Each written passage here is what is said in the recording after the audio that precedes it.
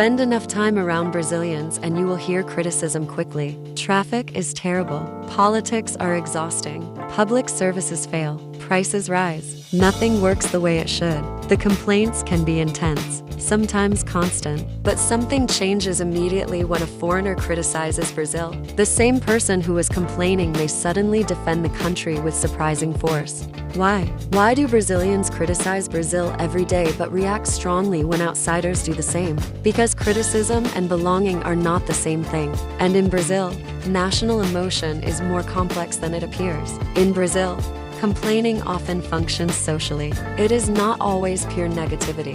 It is also conversation. People complain together about heat, about bureaucracy, about delays, about politics. Shared complaint creates connection. It says, "We know this reality together." When criticism comes from inside, it carries familiarity. The speaker belongs to the context. The complaint often includes frustration, but also emotional ownership. It is not rejection. It is internal commentary. That changes everything. When an outsider criticizes Brazil, the emotional meaning shifts. Now the issue is not only the problem itself, it becomes who is speaking and from what position. Because criticism from outside may sound less like analysis and more like distance, superiority, or reduction, even when the content is true. Brazilian identity often contains contradiction.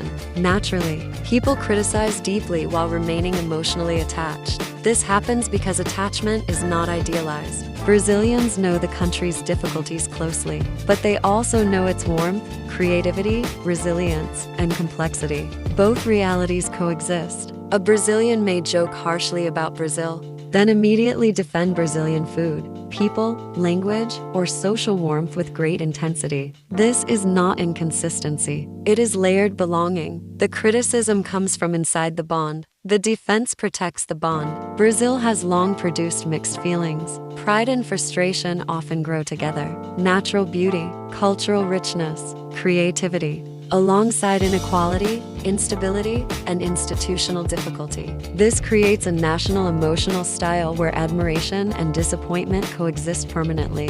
Foreigners sometimes assume if Brazilians criticize Brazil so much, they must accept outside criticism easily. But emotionally, that is false, because internal complaint does not cancel attachment. Often it proves attachment. People criticize what still matters deeply to them. Brazilians complain about Brazil because daily life produces friction, but they defend it fiercely because criticism from outside touches identity. One comes from frustration, the other from belonging, and both are deeply Brazilian. In the next episode, we'll explore why many Brazilians quickly ask personal questions even when they just met you. Welcome back to the Brazilian Mind.